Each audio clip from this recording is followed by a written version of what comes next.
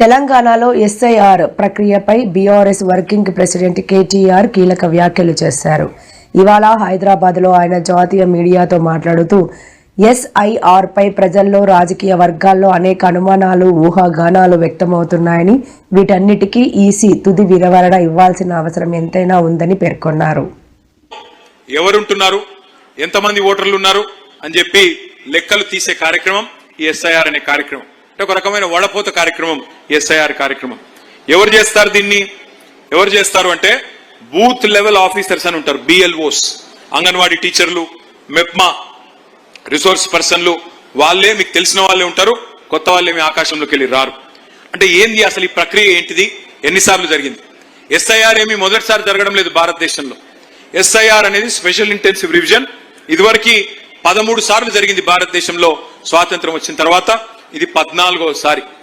చివరిసారి ఎప్పుడు జరిగింది అంటే మనకు ఉమ్మడి ఆంధ్రప్రదేశ్ ఉన్నప్పుడు 2002వ సంవత్సరంలో ఆనాడు ఈ ఎస్ఐఆర్ అనే కార్యక్రమం జరిగింది. మరి ఎస్ఐఆర్ లో ఏం చేస్తారు అంటే చివరిసారి ఎప్పుడైతే ఎస్ఐఆర్ జరిగిందో 2002లో ఆ 2002 ఓటర్ లిస్టు తీసుకుంటారు. అట్లాగే కొత్త ఓటర్ లిస్ట్ అంటే మొన్న 2025 ఏదైతే ఎన్నిక లేటెస్ట్ ఓటర్ లిస్ట్ ఉంటుందో ఆ 2 తీసుకొని పక్కన పెట్టుకొని అధికారులు పోల్చి చూసుకుంటారు.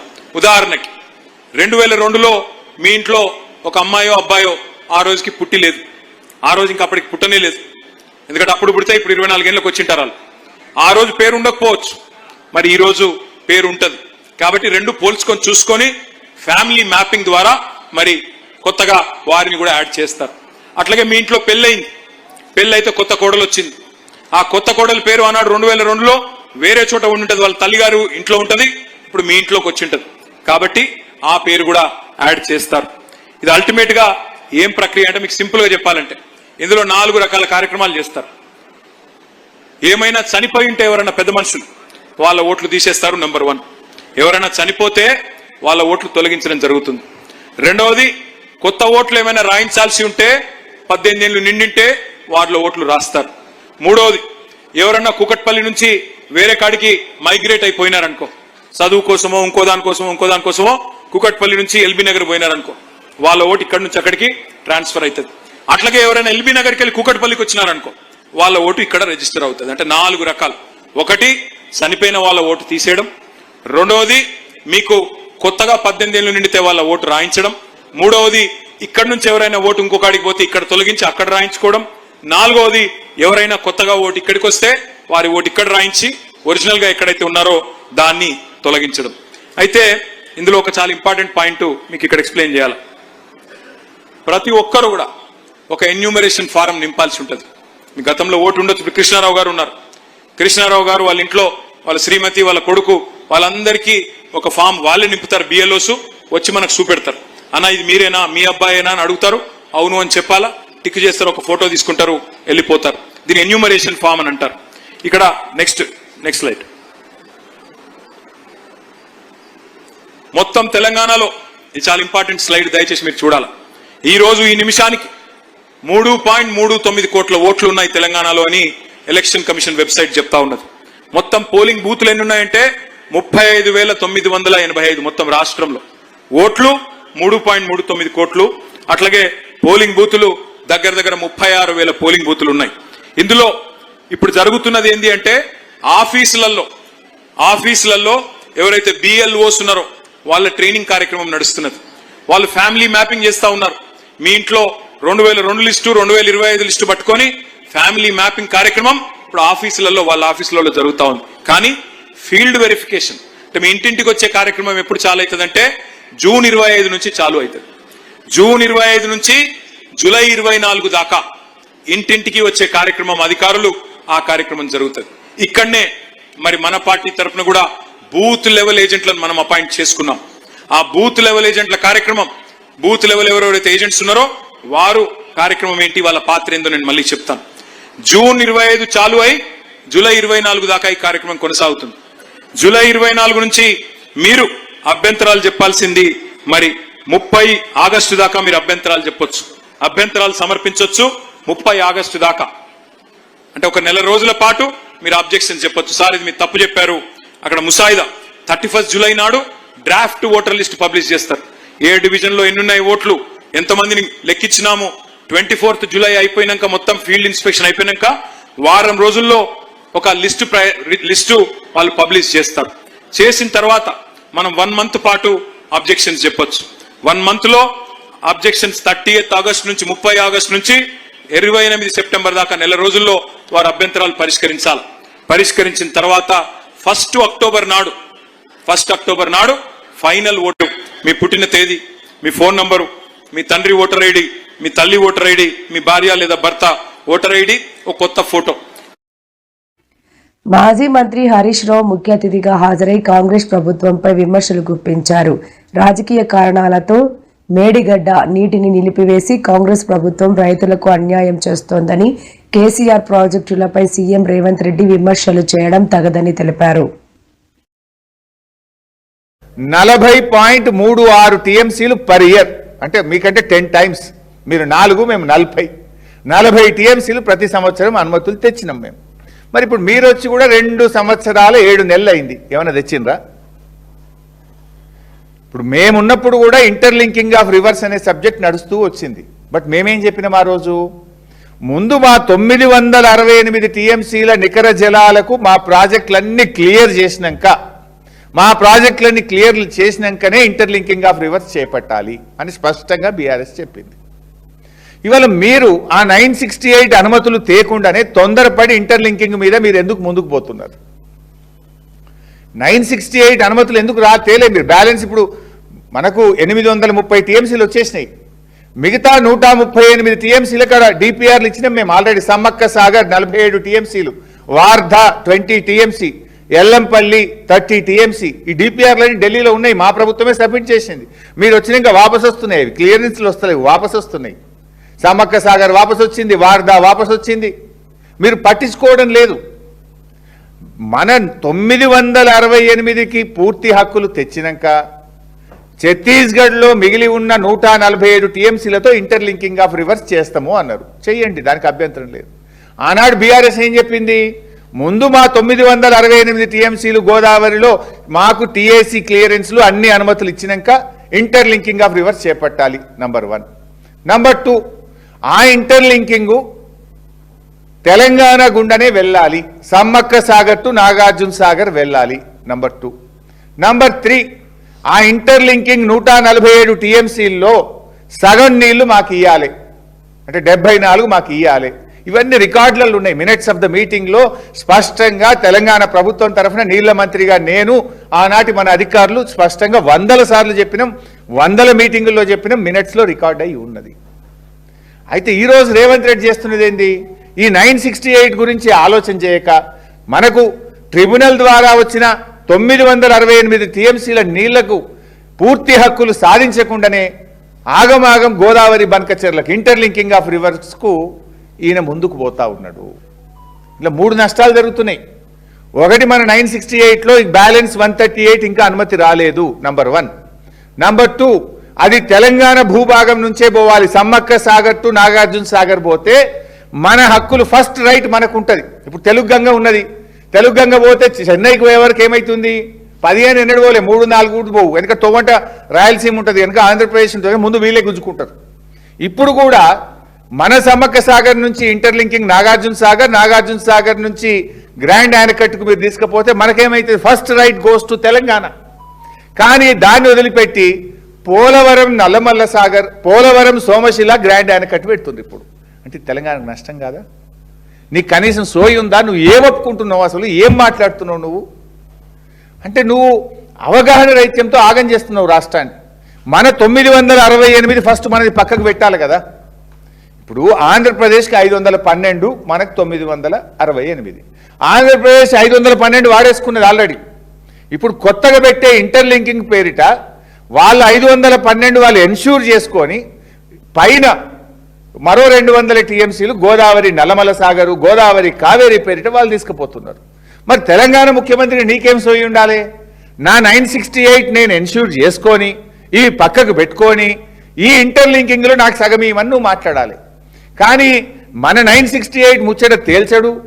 మిగిలిన 138లో స్పష్టమైనటువంటి కృష్ణా నదీ జలాల పంపకం గురించి చెప్పకపోవడం వల్ల ఓన్లీ ప్రాజెక్టుల వారీగా ఉంటే అది తెలంగాణకు ఉన్న నీళ్లు పంచితే మనకు నష్టం జరుగుతుందని.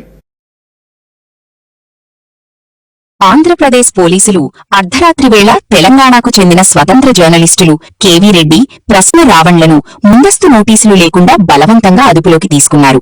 సోషల్ మీడియా పోస్టుల వల్లే ఈ అరెస్టులు జరిగాయని ప్రచారం జరుగుతుండగా చట్టపరమైన దర్యాప్తులోనే అరెస్టు చేశామని పోలీసులు చెప్తున్నారు. కాగా తన భర్తను ఎత్తుకెళ్లారంటూ కేవీ రెడ్డి భార్య సరూర్ నగర్ PS లో ఫిర్యాదు చేశారు. ఈ ఘటనపై కవిత సహా పలువురు రాజకీయ నాయకులు వారిని వెంటనే విడుదల చేయాలని డిమాండ్ చేస్తున్నారు.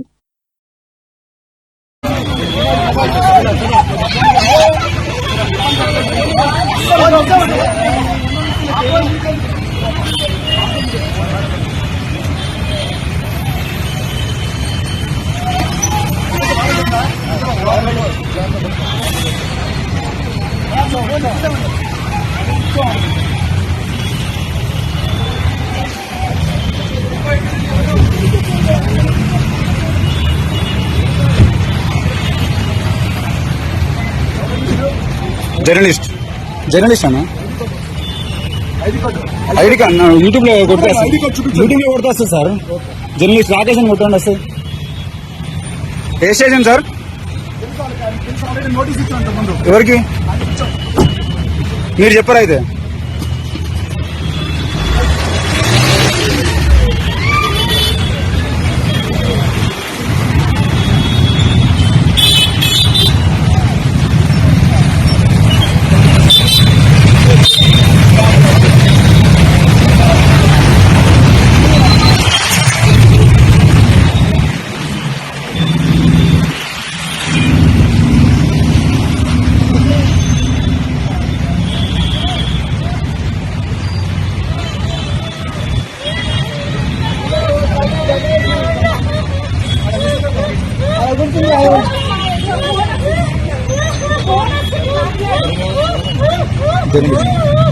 జర్నలిస్ట్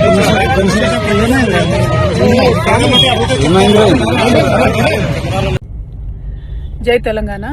ఇప్పుడే నేను ఒక వీడియో చూశాను. జర్నలిస్ట్ మిత్రుడు కేవీఆర్ గారిని ఆంధ్ర పోలీసులు వచ్చి లాక్కొని వెళ్తా ఉన్నారు. వాళ్ళ కుటుంబ సభ్యులందరూ కూడా పాపం చిన్న పిల్లలు హృదయ విదారకంగా ఏడుస్తున్నారు. భార్య అడ్డుపడుతున్నా కూడా లాక్కొని వెళ్తున్నారు. దానికి తెలంగాణ పోలీసులు సహకరించడం అనేది నిజంగా సిగ్గుచేటు. ఎందుకంటే ఇదివరకే ఒక చిన్న కమెంట్ చేసినందుకు, పొలిటికల్ కమెంటరీ చేసినందుకు అతన్ని తీసుకెళ్లి ఆంధ్ర పోలీసులు ఘోరంగా కొట్టడం జరిగింది. మళ్ళీ ఇప్పుడు అదే కేసుకు ఇంకొక చిన్నదేదో యాడ్ చేసి మళ్ళీ ఒకసారి తనని తీసుకెళ్లడానికి ఇక్కడి వరకు రావడము, దానికి తెలంగాణ పోలీసులు సహకరించడం అనేది ఇది చాలా అన్యాయం. అదే వేరే ఆంధ్రాకు సంబంధించినటువంటి సినిమా యాక్టర్లు మన గడ్డ మీదకి వచ్చి మన ఉద్యమాన్ని అవమానపరిచి మనల్ని వేర్పాటువాదులని, టెర్రరిస్టులని, ఉగ్రవాదులని అంటే ఈ తెలంగాణ పోలీసులకు మరి ఎందుకు కేసు పెట్టేటటువంటి దమ్ము ధైర్యం లేదు? ఎవరికి మీరు పోలీసులు? తెలంగాణ ప్రజలకు, ఆంధ్ర వాళ్ళకు? ఇదేంది అన్యాయము? అతన్ని లాక్కొని వెళ్తా ఉన్నారు. ఎన్నిసార్లు తీసుకొని వెళ్తారు ఒకటే కేసులో? ఒకసారి అయిపోయింది, తీసుకొని వెళ్ళిండ్రు. దాన్ని కూడా మీరు అలౌ చేయాల్సింది కాదు. ఈసారి కూడా మళ్ళీ అలౌ చేయడం అన్నది కేవలం ఇది ఫ్రీడమ్ ఆఫ్ స్పీచ్ కిందకే వస్తుంది. జర్నలిస్ట్ మిత్రుల్ని తీసుకొని వెళ్ళడము, మన మేధావుల మీద దాడి చేయడం, దాన్నంతా కూడా దగ్గరుండి తెలంగాణ పోలీసులు సహకరించడం అన్నది చాలా చాలా అన్యాయం. ఆ హృదయ విదారకమైనటువంటి వీడియోస్ చూసినా తెలంగాణ పోలీసుల మనసులు కరగాలి. ముఖ్యమంత్రి గారు నేను డిమాండ్ చేస్తా ఉన్నాను, మీరు పొలిటికల్ గా ఆంధ్ర వాళ్లకు లొంగిపోయి ఉండవచ్చు కాక కానీ తెలంగాణ ప్రజలకు, తెలంగాణ జర్నలిస్టులకు ఆ కర్మ పట్టలేదు. మీరు ఇటువంటి ప్రయత్నం చేస్తే మాత్రం బాగుండదు. ఇప్పటికి ఎల్బీనగర్ పోలీస్ స్టేషన్ లో పెట్టారని చెప్తున్నారు. డెఫినెట్ గా కేవీఆర్ గారిని తొందరగా రిలీజ్ చేయాలి. తెలంగాణ పోలీసులు సహకరించకూడదు. ఇటువంటి పెట్టి చిన్న కేసులు, చాలా చిన్న విషయాలకు పెట్టే పెట్టి కేసులకు కూడా సహకరించడం అన్నది అన్యాయం. అది వారికి వాక్ స్వాతంత్రం ఉండాలి, అది లేకుండా చేస్తున్నారు. ఇది చాలా దుర్మార్గం. దీన్ని నేను తీవ్రంగా ఖండిస్తా ఉన్నాను. కేవీఆర్ గారికి, వారి కుటుంబానికి తెలంగాణ రక్షణ సేన సంపూర్ణంగా అండగా ఉంటుంది. ఎట్టి పరిస్థితులలో వారిని ఆంధ్రాకు పంపించకూడదు, వారిని ఇక్కడ రిలీజ్ చేయాలని నేను డిమాండ్ చేస్తా ఉన్నాను. ఆఫ్ కోర్టు అని మాట్లాడినప్పుడు లేని పోలీసులు, తీసేసిన మెజిస్ట్రేట్ అని మాట్లాడినప్పుడు లేని చట్టం, ఢిల్లీ పుట్టు అని బాడీ షేమింగ్ చేసినప్పుడు లేని న్యాయం, 2 చెక్కల దేవుడు 3 మేకుల దేవుడు అని యావత్తు ప్రపంచంలో 500 కోట్ల మందిని పూజించి 500 కోట్ల మంది పూజించే జీసస్ క్రైస్ట్ని మాట్లాడినప్పుడు లేని ధర్మం, రాజ్యాంగం ఈరోజు ఉప ముఖ్యమంత్రి పవన్ కళ్యాణ్ అనేటువంటి ఒక వ్యక్తి సింపుల్గా ఒక మాట అన్నాడు, అని మాట్లాడిన రిఫరెన్స్ కోసం ఈరోజు ప్రశ్న రావణ్ని తీసుకొచ్చి అరెస్ట్ చేశారు. మీది టైం కొట్టారు, తీసుకున్నాం, మాకో టైం వస్తుంది, కొడతాం. ఇది మీరు రాసి పెట్టుకోండి. రాబోయే కాలంలో ఇదే గతి ఈ పాలకులకు పట్టబోతుంది. రాబోయే కాలంలో ఇదే విధానాలు మేము కూడా అవలంబిస్తే మీరు ఎక్కడికి వెళ్తారో చూసుకోండి. ఏదైనప్పటికీ చట్టం మీద, న్యాయం మీద మాకు గౌరవం ఉంది. ఖచ్చితంగా చట్టం, న్యాయం అనేది గెలుస్తుంది. డాక్టర్ బిఆర్ అంబేద్కర్ గారు రాసిన రాజ్యాంగంలో చట్టాలు ఎప్పటికీ కూడా ఒక వ్యక్తి ప్రాథమిక హక్కుని ఖచ్చితంగా నిర్వహిస్తారు. గొంతు పిసికి చంపుతా నా కొడకల్లారా అని ప్రతిపక్ష నాయకులుగా ముఖ్యమంత్రితో పాటు ఉన్న 151 మంది ఎమ్మెల్యేలు మాట్లాడినప్పుడు లేని చట్టం, నా కొడకల్లారా అని మాట్లాడినప్పుడు లేని న్యాయం, ఒక్కొక్క నా కొడుకుని మక్కిలు ఎరగొడతానని చేసినటువంటి మాటలు ఉప ముఖ్యమంత్రి అయిన తర్వాత ఒక్కొక్కడికి యోగి ఆదిత్యనాథ్ ట్రీట్మెంట్ ఉంటుంది. కాళ్ళకి కాళ్ళు, కీళ్ళకి కీళ్లు ఎరగొట్టి అరచేతిలో రేఖలు మార్చేస్తానని గౌరవ ఉప ముఖ్యమంత్రి గారు చేసినప్పుడు మాటలు మాట్లాడినప్పుడు లేని చట్టం, న్యాయం, ధర్మం ఈ రోజు ఆయన మాట్లాడినటువంటి మాటని ఒక రిఫరెన్స్ గా తీసుకుంటే వస్తుందా? ఒక చట్టం వస్తుందా? ఒక చిన్న మాట అన్నందుకు ఈరోజు అరెస్ట్ చేసి ప్రశ్నించే గొంతుని లోపల పెడతారు. ఎక్కడికి వెళ్తారు? ఈరోజు మీది, రేపు మాది. ఒకరోజు మాకు టైం వస్తుంది. నిన్న కాక మొన్న మీ పంతం నానాజీ ఒక ఎమ్మెల్యే ఒక మాజీ ముఖ్యమంత్రిని పట్టుకొని నా కొడక అని మాట్లాడినప్పుడు లేని చట్టం, న్యాయం ఈరోజు మీకు గుర్తొచ్చిందా? ఎవరు ఎలా మాట్లాడుతున్నారు, సామాజిక మాధ్యమాల్లో ఎన్ని మాటలు మాట్లాడుతున్నారు మీకు చూడటం లేదా? ఈరోజు రఘురామకృష్ణరాజు ఒక హానరబుల్ డిప్యూటీ స్పీకర్ పదవిలో కూర్చొని తీసేసిన మెజిస్ట్రేటు, హాఫ్ కోర్టు, ఢిల్లీ పుట్టు అని మాట్లాడినప్పుడు ఏమైపోయింది ఆ గౌరవం? మాటకు మాట అన్నాం, మేము కూడా అన్నాం. గౌరవ ఉప ముఖ్యమంత్రి గారు పవన్ కళ్యాణ్ గారు, నేను 3 సంవత్సరాలు నన్ను వేధిస్తే వెంటాడితే నా కొడకల్లారా అని అన్నాను. నేను 151 మంది ఎమ్మెల్యేలని ఒక ముఖ్యమంత్రిని పట్టుకొని వైసీపీ నా కొడకల్లారా అని చెప్పు చూపించాడే. ఆ చెప్పు చూపించిన విధానం నాకు వర్తించదా? నేను డబ్బులు తీసుకున్నాను వైసీపీ దగ్గర అని అధికారికంగా ఒక లెటర్ హ్యాడ్ రిలీజ్ చేశారే వైసీపీ జనసేన కార్యకర్తలు. జనసేన వైసీపీ అధికారికంగా లెటర్ హ్యాడ్ మీద ఒక ప్రకటన ఇచ్చిందే. ఆ పార్టీ అధికార ప్రతినిధి రాష్ట్ర ప్రధాన కార్యదర్శి చేసి ప్రెస్ మీట్ పెట్టారే. మీ దగ్గర ఏం ఆధారం ఉందని మీరు మాట్లాడారు? ఆ రోజు నేను చెప్పు చూపించి చెప్పు పగలు తేకపోయి నేను అన్నా, నీకు వయసు ఎంత, నా వయసు ఎంత? ఒక గౌరవప్రదమైన హోదాలో కూర్చున్న నీవు మాట అదుపు తప్పితే మా మాట కూడా అదుపు తప్పుతుంది. నువ్వు జీసస్ క్రైస్ట్ని 3 మేకుల దేవుడు, 2 చెక్కల దేవుడు అని పదే అవమానిస్తుంటే అలా మాట్లాడితే ఇంకోసారి నాలుక కోస్తానన్నారు. దళిత క్రైస్తవుల మీద మాట్లాడితే నాలుక కోస్తానన్నారు. What is wrong? ఖచ్చితంగా న్యాయం గెలుస్తాడనే నమ్మకం అయితే మాకు. దేశంలో చంద్రబాబు నాయుడు అమరావతి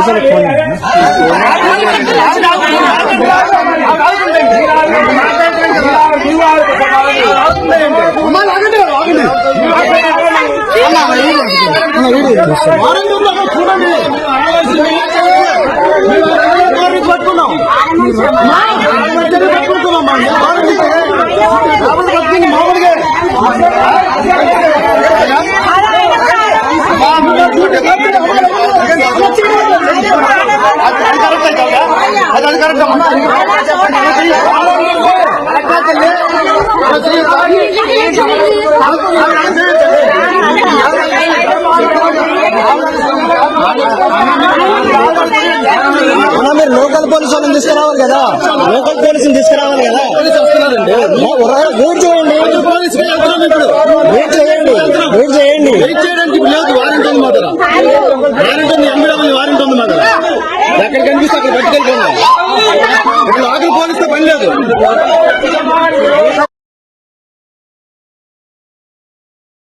వచ్చే ఎన్నికలు మావిగన్ వర్సెస్ అమరావతి అని, తాము మావిగన్ ప్రతిపాదనకే కట్టుబడి ఉన్నామని జగన్ స్పష్టం చేశారు.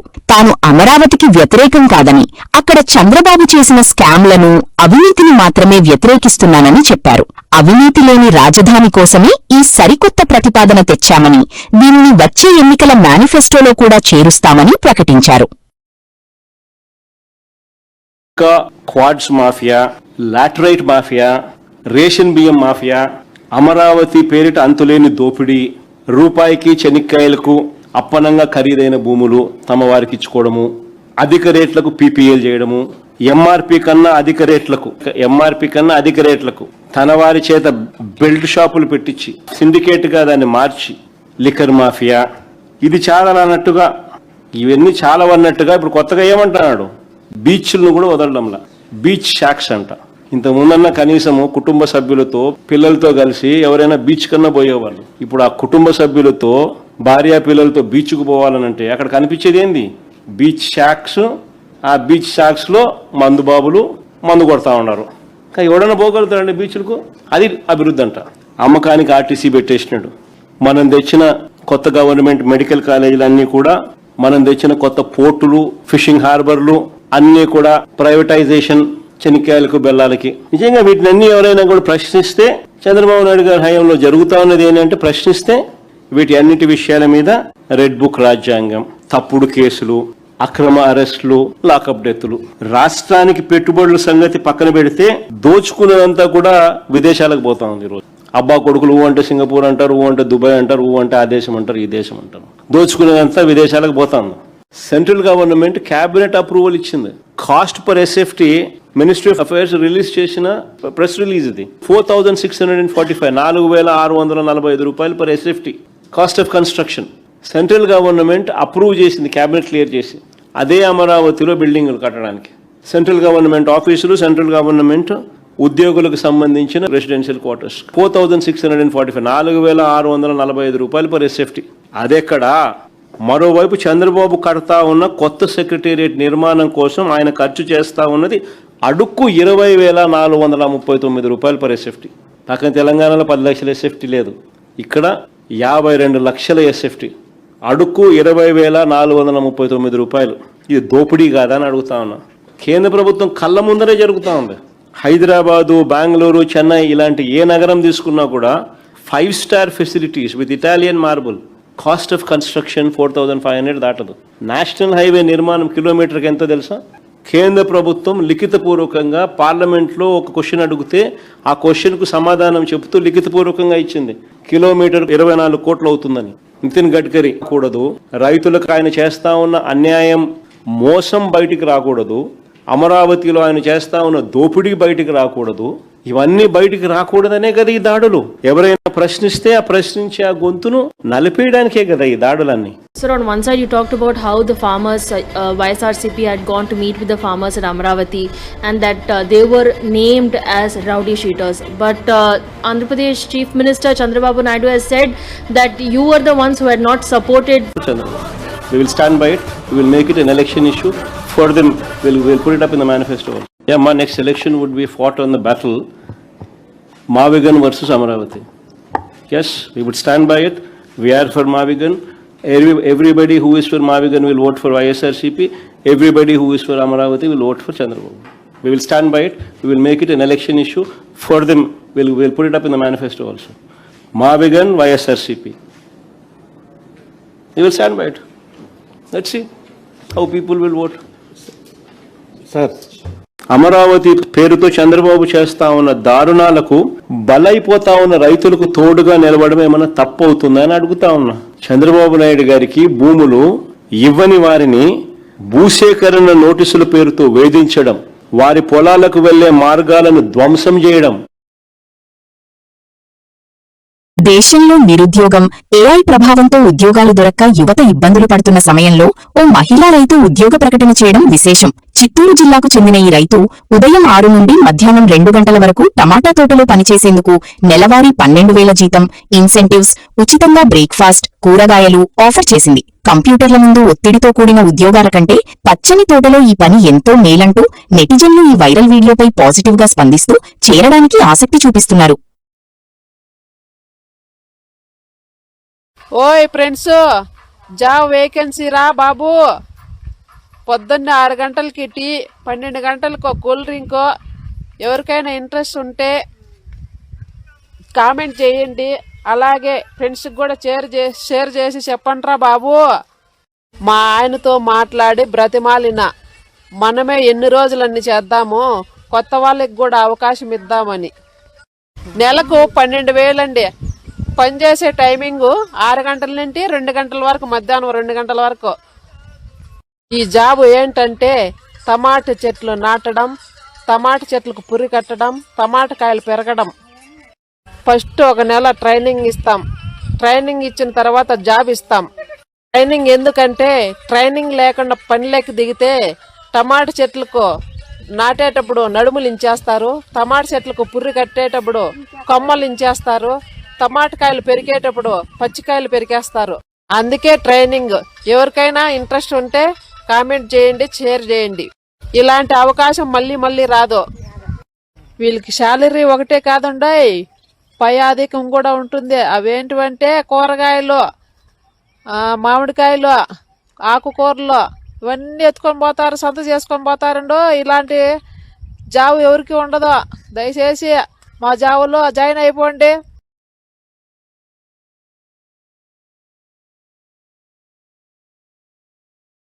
ఏపీ సీఎం చంద్రబాబు నాయుడు నెల్లూరు, తిరుపతి, కడప, చిత్తూరు జిల్లాల్లో 5 రోజుల విస్తృత పర్యటనను ప్రారంభించారు. నెల్లూరు జిల్లాలో పేదల సేవలో పాల్గొని ఎన్టీఆర్ భరోసా పెన్షన్లను పంపిణీ చేశారు. తిరుపతి జిల్లా సత్యవేడులో ₹750 కోట్ల పెట్టుబడితో ఏర్పాటు కానున్న hero Motors global part centre కు శంకుస్థాపన చేయనున్నారు. అందలం ఎక్కిస్తే చాలా సమస్యలు వస్తాయి. నన్ను జైల్లో పెట్టాడని కాదు, నేను పెట్టాలని కూడా 1 నిమిషం పని, అంతే కదా. పెట్టాలని టైం పడుతుందా? నాకు 1 నిమిషమే కదా. నాకు చేత కదా, నాకు అనుభవం లేదా. కానీ నా ఉద్దేశం అది కాదు. ఈ రాష్ట్రం ఇప్పటికే నష్టపోయాం.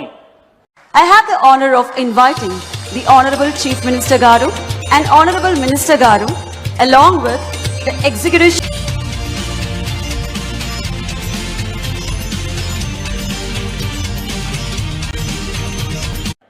ప్రకృతి వైపరీత్యాలు, ప్రపంచ యుద్ధాలు కూడా మన జీవితాలని ప్రభావితం చేస్తాయి.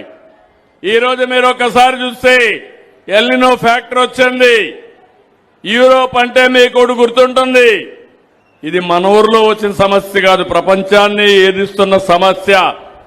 ఎప్పుడు కూడా యూరోప్లో మంచు ఉంటుంది, అదే మరి ఎండ తక్కువ ఉంటుంది.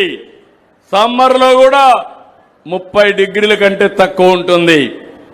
అలాంటి దేశంలో 45-50 డిగ్రీలకు వెళ్ళిపోయింది. కార్లు రోడ్డు మీదకి పోతే టైర్లు పగిలిపోయే పరిస్థితికి వచ్చాయి. ట్రైన్లు కూడా నడవలేని పరిస్థితికి వచ్చాయి. నేను మొన్న విజయవాడలో ఎక్కువ ఎండుంటే నేను నీళ్లు తల్లించాను, మీరు చూసుంటారు. అది ఇప్పుడు యూరోప్ లో చేసే పరిస్థితికి వచ్చారు. వాళ్ళు కూడా రోడ్డంతా నీళ్లు కొట్టించి రోడ్లు చల్లబరిచే పరిస్థితికి వచ్చారు.